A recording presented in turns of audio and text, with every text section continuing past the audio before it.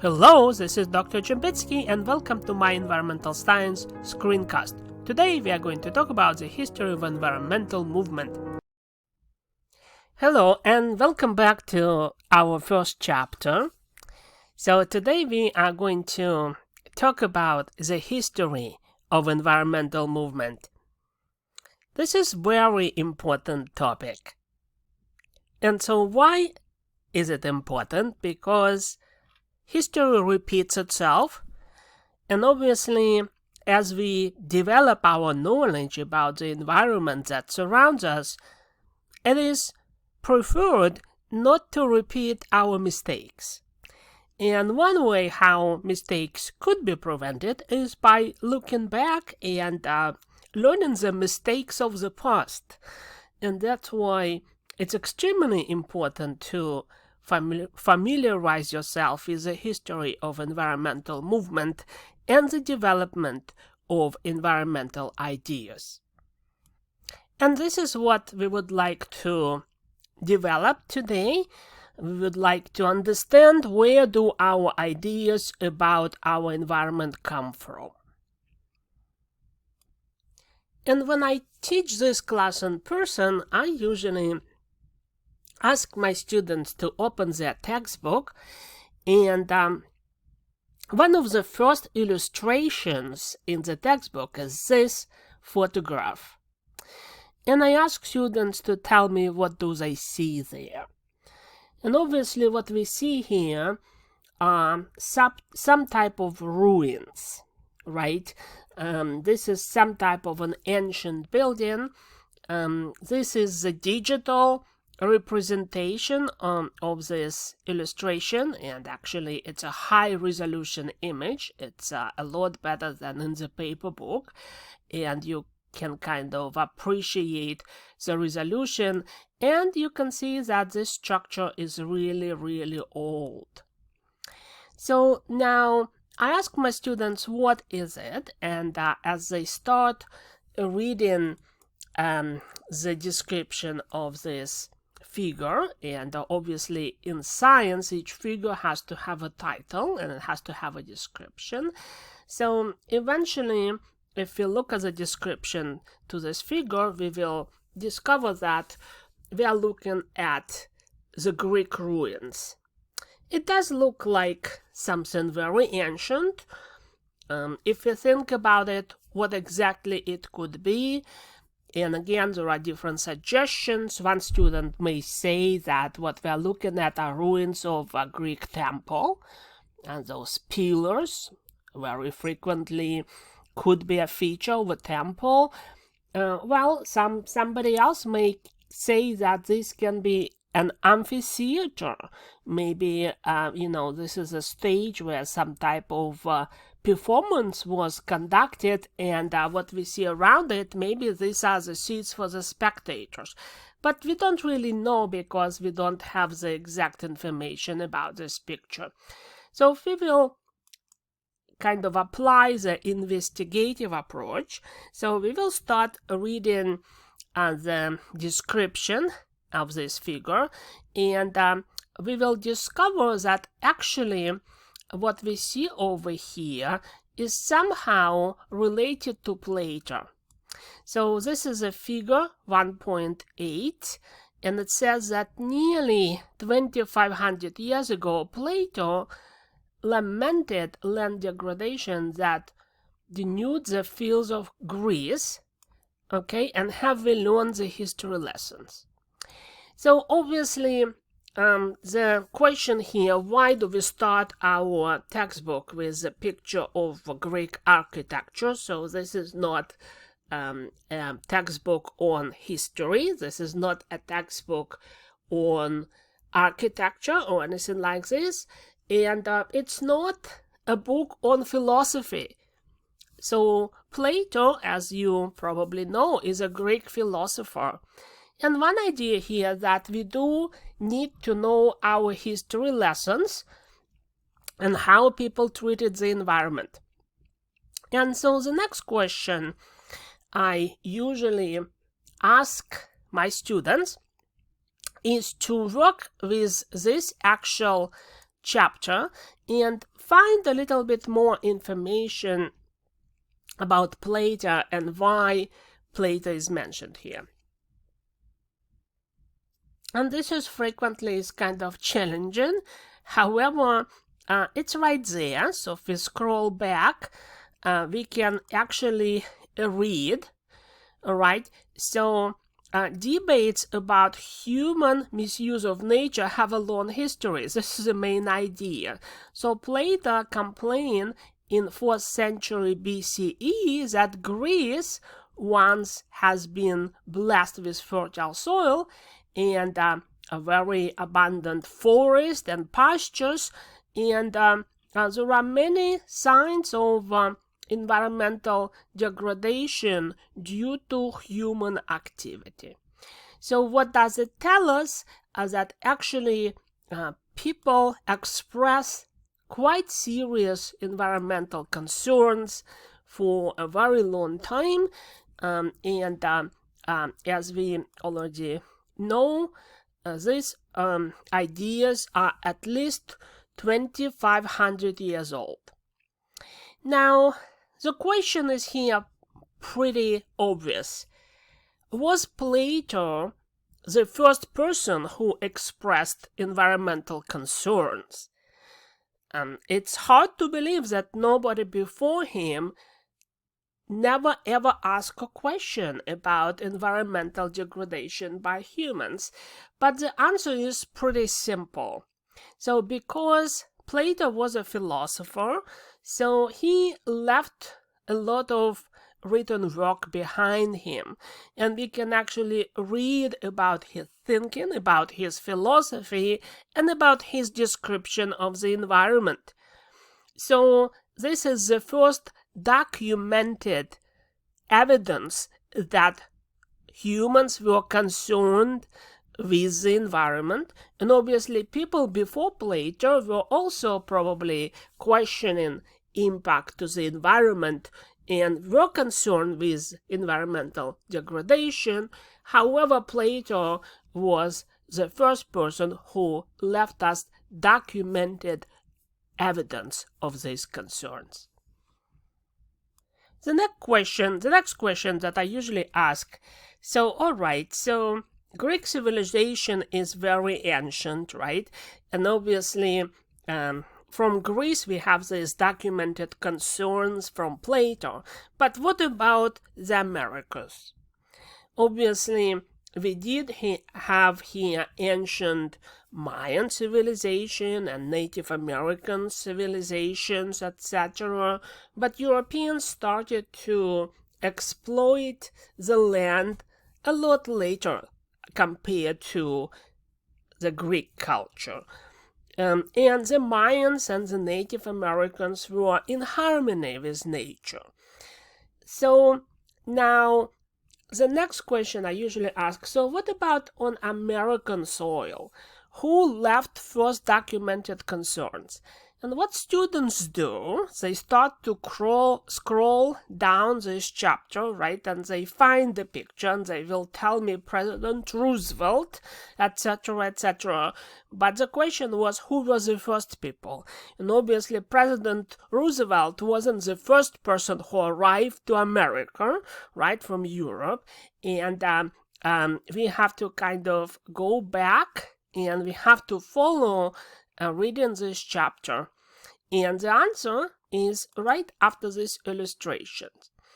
So some of the earliest scientific studies of environmental degradation were carried out in the 18th century by French and British colonial administrators.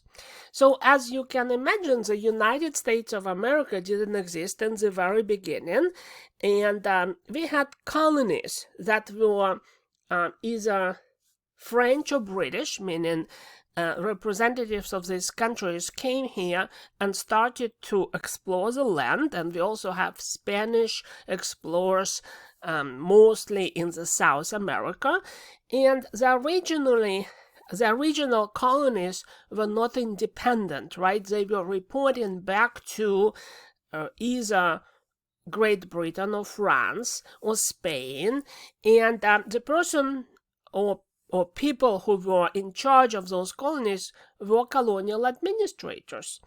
And these people actually were responsible for accounting side of the story, so to speak. They had to keep everything on the books, and they left a lot of information. Very frequently, the colonial administrators were trained scientists, and that helped them to observe rapid soil degradation, drying wells, which were resulting from intensive colonial production of sugar and other commodities.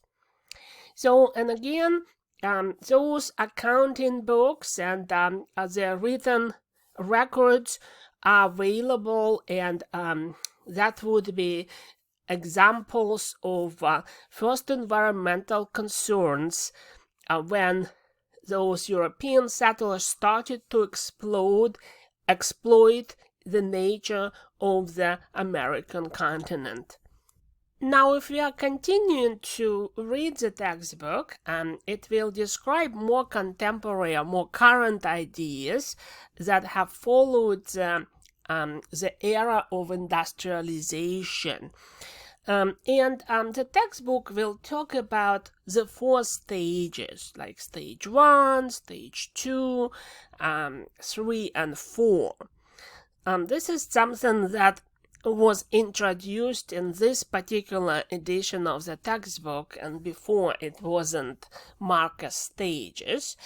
And we will look at 2 of them. We will look at the pragmatic utilitarian conservation, which is marked here as stage 1. And we will also look at ethical and aesthetic preservation movement, which is labeled in your textbook as stage 2. I do particularly dislike this designation of stages, stage 1 and stage 2, and I'll tell you why. Because when we describe something in stages, that will always mean that stage 1 comes first, and then stage 2 comes next. And when stage 2 is actually present, that stage 1 doesn't matter anymore, right? Because the stage 2 will replace the stage 1. Like, for example, even medicine, we will talk about some type of a disease, such as cancer, for example, and we will say, okay, the cancer as a disease has stages 1, 2, 3, and 4, and so stage 4 is a more advanced stage compared to stage 1, right? Or stage 2 is more severe than stage 1. So the cancer will progress from stage 1 to stage 2 to stage 3, etc. if you don't treat it. And it's obviously easier to treat stage 1 of cancer compared to stage 3 or 4, right? So in case of the environmental movement, it doesn't really work like this. And what your textbook calls as stage 1 and stage 2 are more of environmental perspectives or environmental ideas. They're not mutually exclusive. One doesn't replace another. They exist at the same time, and that's why let's not call them stages. So let's disagree with the textbook here. So let's do this. So let's separate ourselves from the textbook, and we will talk about the same exact material in slightly different terms.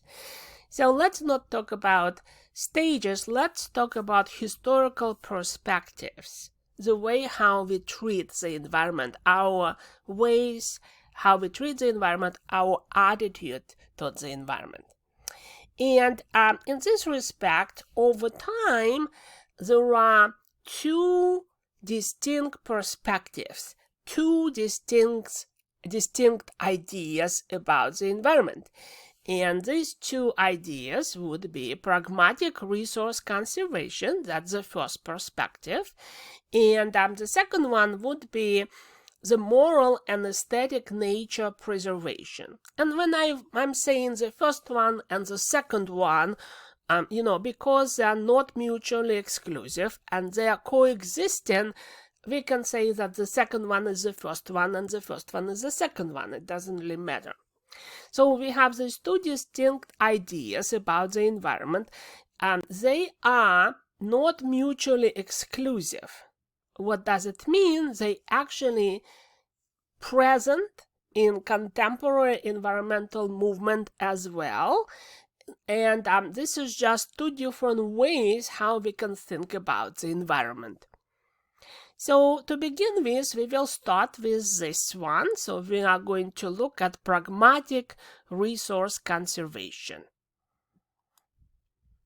All right, so perspective number one, or idea number one, pragmatic resource conservation. And so the founder of this approach was George Perkins Marsh. So very well educated person. He was a Vermont lawyer who served as an ambassador for several European countries for several years.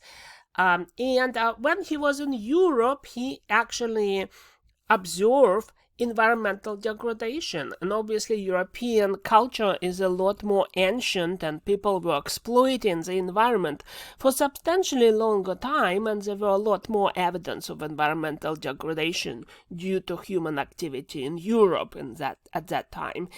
And he also compared what he observed in Europe to his native Vermont.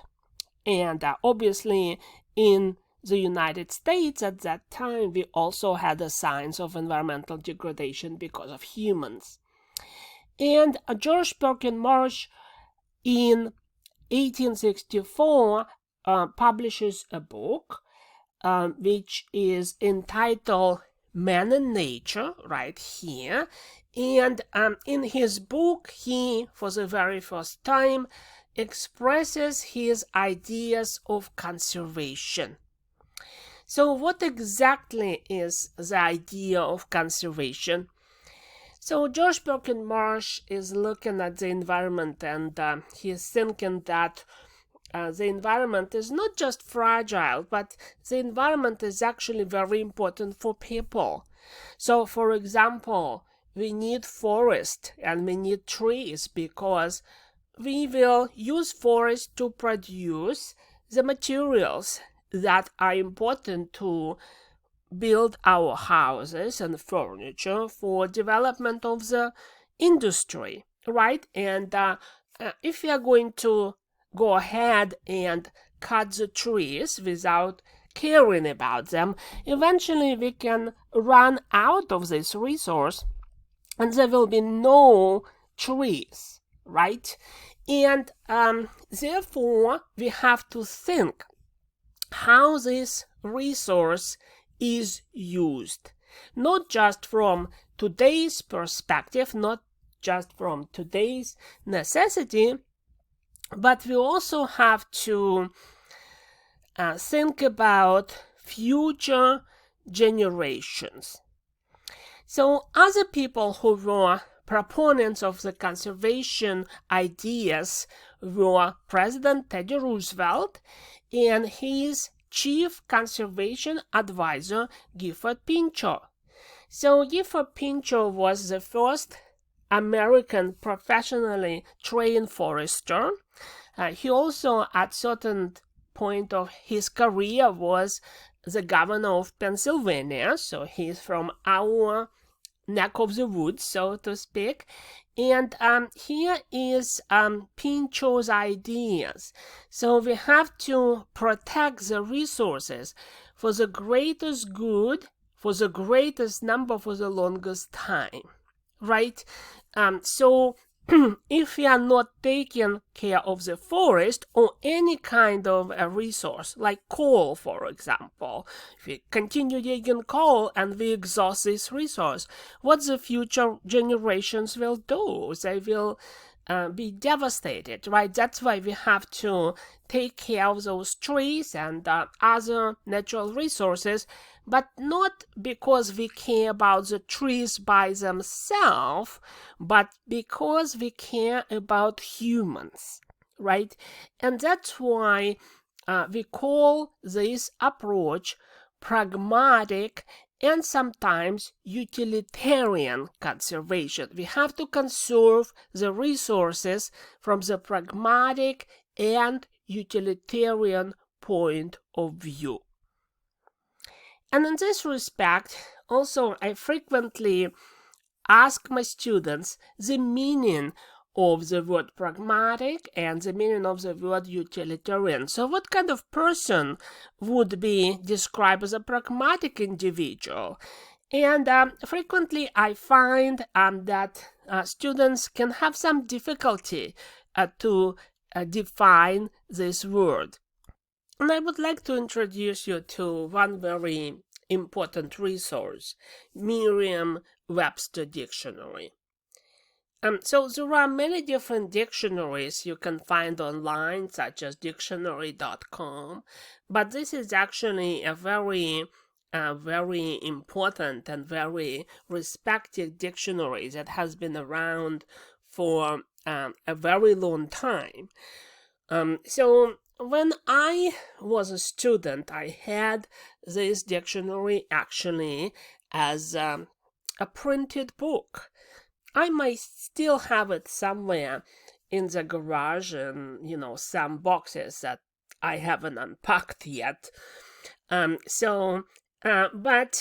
not only it's very useful, but also in the contemporary time, it is quite available online as a free version.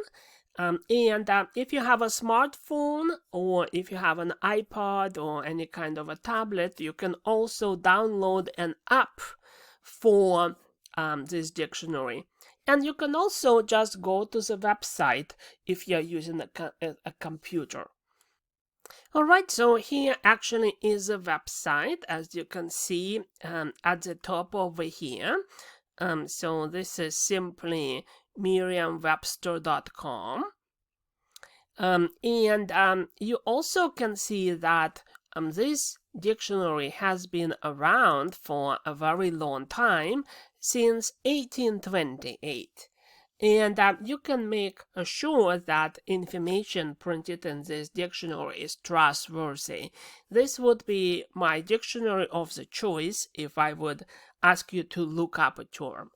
So at some later point, we will have an assignment because I would like you to learn how to use Merriam-Webster Dictionary. And this is not only important for this class, it's important just for any college level course. You might be taking a history class or an art class or any other type of class, even accounting or business class if you wish, or theater class. And very frequently a professor can say a word you're not familiar with, or you may be reading a textbook and you can come across a word you don't know about. You might be reading a newspaper, watching a TV, watching a show on TV, or reading a magazine, etc. And very frequently, especially in newspapers, there are some words which are not mainstream words and we don't use them every single day. And to be a better person and to grasp the content better, we have to use a dictionary very frequently. And so this is a good skill for all college courses, and also like an important skill of an educated person who will have a college degree. So here's a website, and so there is an hourglass over here. Or magnifying glass, I'm sorry, that will allow you to search for a particular word. Here we go. So all I did, I just typed the word in the search box and it came up. Pragmatic is an adjective, as you can see here. Sometimes words could be difficult to pronounce, and if I'm not sure how to say it, I can push this button over here, and the dictionary will tell me the correct pronunciation. Okay, so how to pronounce pragmatic? Pragmatic. Here we go. Pragmatic. There are usually several definitions of the word, right? So, and let's actually see what it means.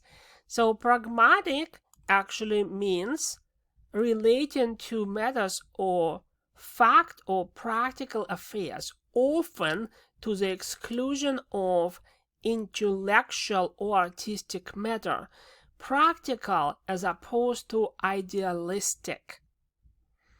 So what else is useful in dictionary like this? We could also look at the examples, how this word is used, and we can also look at the synonymous words and the words with the opposite meaning to help us to understand the meaning of the word. Alright, so here's an example how this adjective can be used in a sentence, and this is quite useful again to decipher the meaning of the word. So for instance, alright, so this is a citation from some type of publication here. So their pragmatic successors, like Benjamin Franklin, were concerned with lightning's power, but not with its real and scenic value. So what does it mean? So here Benjamin Franklin appreciate the power of lightning. So lightning can destroy a tree, for example, right? Or even lightning can strike a person or an animal. However, the pragmatic person would be concerned with the practical side of the lightning. However, they will not be fascinated with its appearance, for example, right?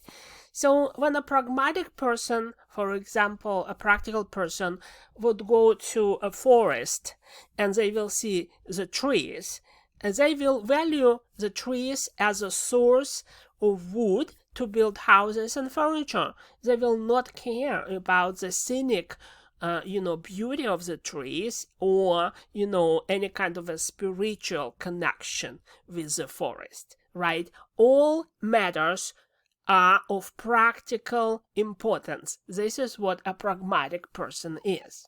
And here's a similar word, utilitarian, which is also the adjective. As you can see here, utilitarian means relating to utility, right? So, for example, what would be a utilitarian approach? Let's imagine I'm wearing a hat, and the hat keeps me warm in the winter. And I don't care how does this hat look like. It may be totally ridiculous, or it can be awkward color. As far as it keeps me warm, so this is a practical, aspect, the utility of the hat. Then this is my utilitarian approach. So you can see that there is some similarity between these two adjectives, utilitarian and pragmatic. And now we are back to the screen again. So here we go. What do we see here? We are looking at pragmatic utilitarian conservation. All right, so we conserve the resources. We are taking care of nature and natural resources because of the pragmatic and utilitarian ideas. So remember we mentioned Gifford Pinchot. This was not only an advisor to President Teddy Roosevelt, but he also was the first chief of the United States Forest Service over here, United States Forest Service. So this idea of protecting the service was developed during President Teddy Roosevelt administration, and the National Forest protects the forest, right, that we have. But the approach how the forest is protected is quite utilitarian, because we have to preserve it, we have to conserve it for future generations. So we care about people having homes and jobs, and we are caring about economy. We are not caring about the trees by themselves, right? So if you are going to the national forest, can you cut the trees? And the answer is yes, because the approach is pragmatic and utilitarian, but you have to have a permit, right? You cannot do it without a permit. So you have to apply for the permit. The permit will tell you how many trees, I'm simplifying, you can cut, etc., etc. And not only the tree are going to be used to build furniture and homes, etc., etc., but we also have here the idea of multiple use. So when trees are cut, new trees have to be replanted, and the forest has to be restored, and then we can go back and use it again. So this is the idea of the multiple use policy here. The idea developed under the wing of the pragmatic utilitarian conservation. And here we go. This is something else I wanted to mention. So you're probably familiar with the children's book, Dr. Seuss, The Lorax, and there is also a very nice movie or animated movie that has beautiful music and has very, interesting and important ideas here. So if you are familiar with the story of Once Lear and the Lorax, you can kind of probably follow me a little bit better. But if not, pretty much Once Lear is a person who made a discovery, and he invented a new product that could be made from the special trees in this magic forest, which is shown over here. Here's a beautiful magical valley and those beautiful traveler trees. And not only the trees are beautiful, but also this is a whole ecosystem, right? So there are bears there, and there are singing fish, etc., and there are birds. So this forest is beautiful, and there are interesting species inhabiting the forest. And basically, when the big factory was built, eventually every single tree was cut, and as you can see here, we only have stumps, no more trees.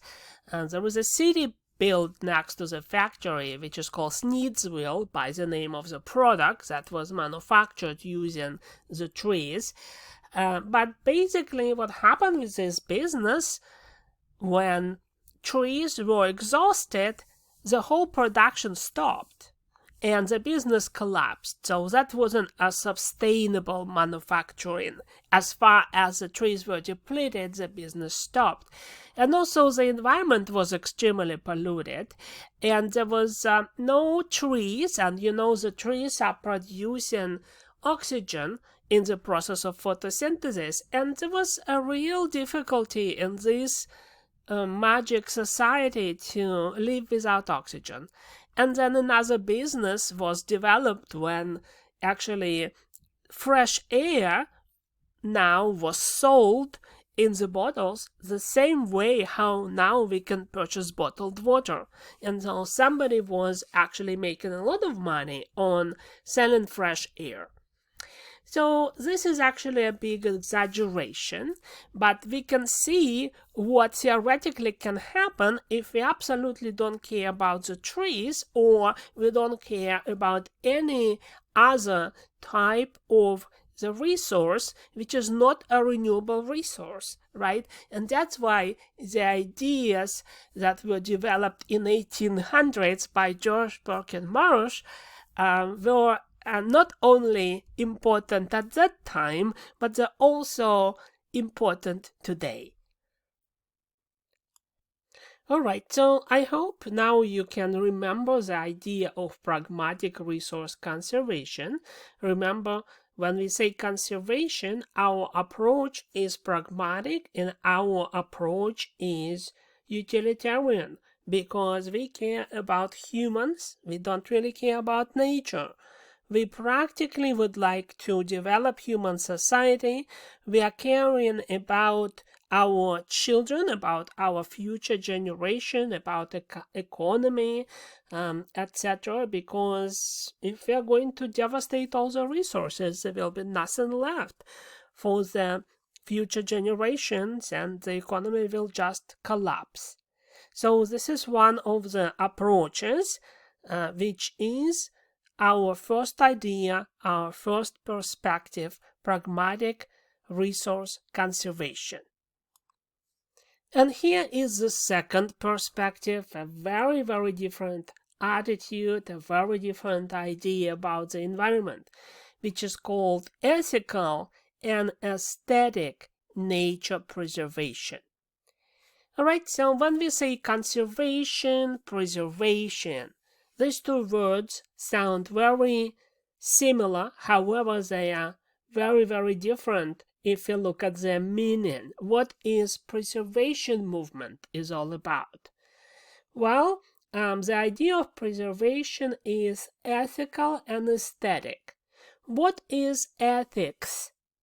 Ethics is an area of study that actually look into the issue, what is the wrong or what is the right thing to do.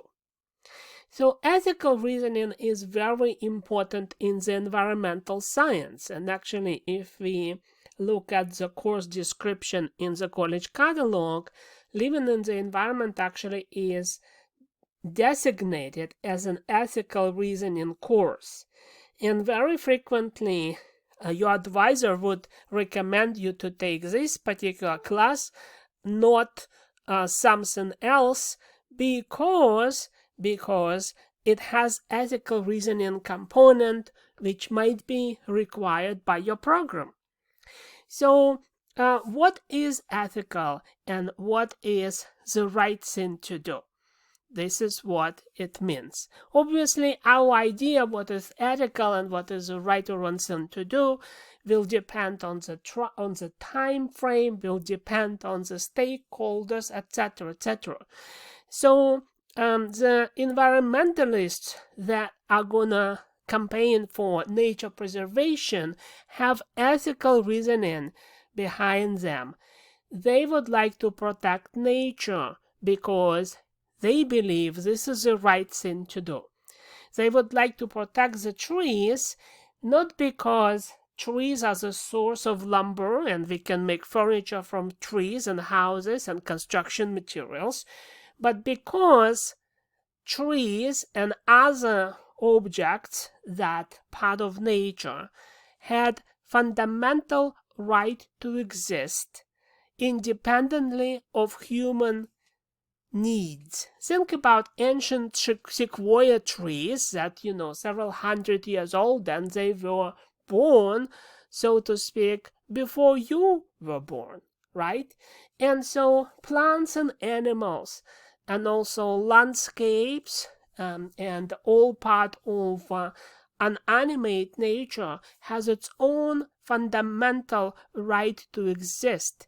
And that's why this is the right thing to do to protect nature, because it deserves it. So this is the ethical part of the preservation movement.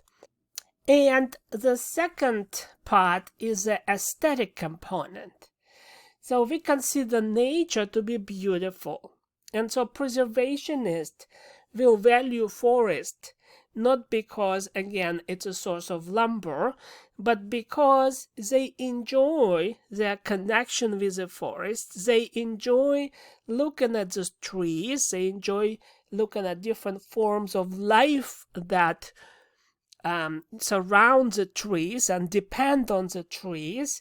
They enjoy landscapes, etc., etc. So there is a big aesthetic component to this. So very kind of different aesthetic and ethical approach compared to pragmatic approach, right? A pragmatic person might have some type of a beautiful painting in the living room or in the dining room over the dining table, but they value this painting not because it's a masterpiece of painting, but because of its monetary value, right? Because if other people who are pragmatic visiting their house, they can appreciate looking at, this painting, and only a wealthy individual can afford to own it, right? So this is a pragmatic approach. And the person who is an aesthetic person wouldn't really care about the value of the painting, but they would visit it and they would enjoy looking and thinking about the ideas that the painter presented in the masterpiece. So this is kind of two different approaches, the practical, the pragmatic approach, and the aesthetic approach. And this is how we can also delineate the difference between the pragmatic conservation and the aesthetic preservation. The founder of the preservation approach is considered to be John Muir, a very prominent American naturalist who was also the first president of the Sierra Club. So the Sierra Club is a non-profit organization that is also present nowadays as well. And this organization is dedicated to the protection of Sierra Nevada mountains. Now, the main idea again here that nature deserves to exist for its own sake, regardless of degree of usefulness to humans. Very frequently, when we are talking about ethical and aesthetic nature preservation, we call this a biocentric approach, or sometimes we call it ecocentric approach.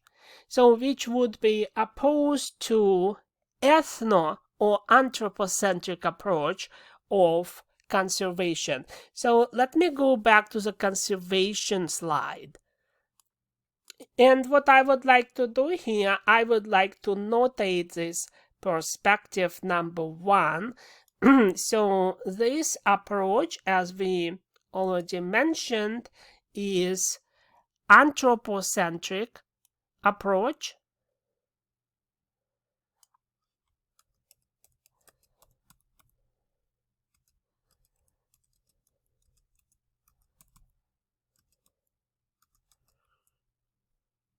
Anthropocentric approach, or also known as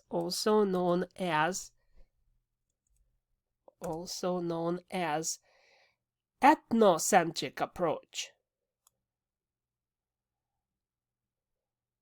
Ethnos means people, right?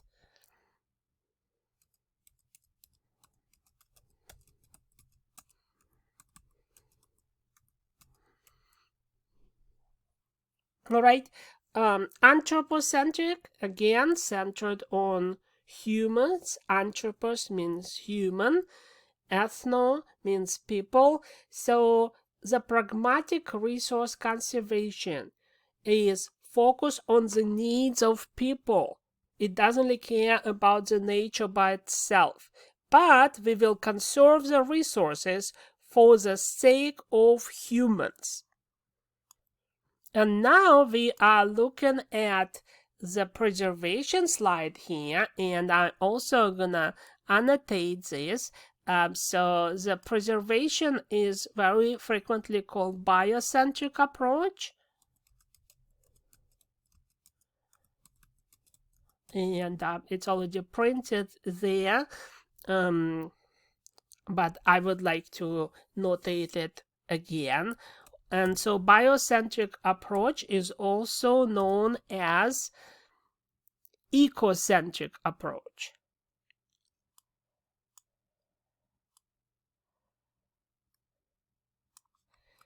Ecocentric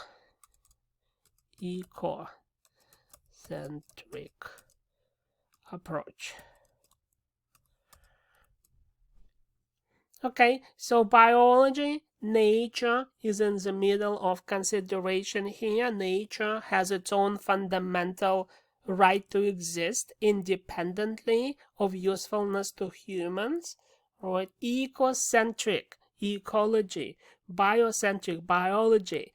Nature has its own fundamental right to exist, and that's why we have to protect it, because we value the beauty of nature, and we understand that humans are just another species on the planet that have no right to destroy the ecosystems whatsoever. So very different approach from ethnocentric approach, right? There is another name on this slide, Aldo Leopold, who is another prominent preservationist similar to John Muir. It's interesting that Aldo Leopold was actually a student of Gifford Pinchot, and Aldo Leopold is considered to be the founder of restoration ecology. Restoration ecology. So let me write it down.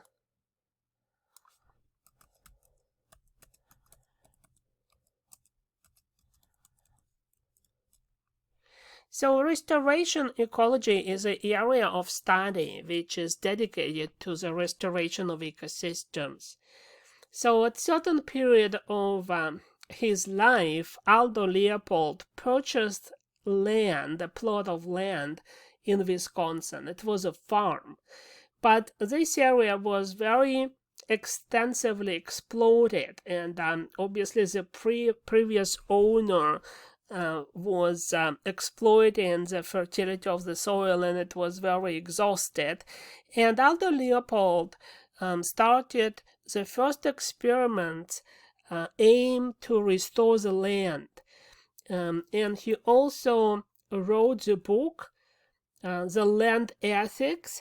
Another book that he wrote was Sand County Almanac, where he expressed his ideas of restoration of the land and restoration ecology. So there is a whole chapter in the textbook dedicated to the restoration ecology. And so please remember that the founder of restoration ecology is Aldo Leopold. So here are some historic photographs, President Teddy Roosevelt and Gifford Pinchot next to each other, and both of those people are proponents of the conservation approach. And I had to move the screen so you can also see John Muir here and Aldo Leopold, and both of these people are representatives of the preservation approach. So when we talk about John Muir, we also would like to mention that he was very instrumental in facilitating the establishment of the national park system. So national park system is quite unique system for the United States, and so that was the first country who actually established a system like this. And so the idea of the national park is to set aside the pristine area of land of some scenic beauty for our enjoyment. And so if you compare the National Forest Service to the National Park Service, these are two very different ideas. So the National Forest Service represents the conservation ideas of Gifford Pinchot. Right? You can actually go and have some limited commercial development inside of the national forest. For example, you can cut trees as far as you have the permit. Now, the idea of a national park is very different. This is the idea of John Muir. So a commercial activity inside of the national park is not allowed. And so this is for our enjoyment, and we would like to preserve the nature in the pristine condition. And again, that would be the point of view of preservationists. So I hope that you have a good understanding now of the difference between pragmatic resource conservation and moral and aesthetic nature preservation. And even these two words, conservation and preservation, do sound very similar. The meaning is very, very different. And I also hope that you understand these are not two stages of environmental movement. These are just two directions of the environmental movement. Both of these perspectives are not mutually exclusive. Each of them persists today in the contemporary environmental movement. So this is all I wanted to tell you at this time. So if you have questions, you know how to get in touch with me. And I will see you soon.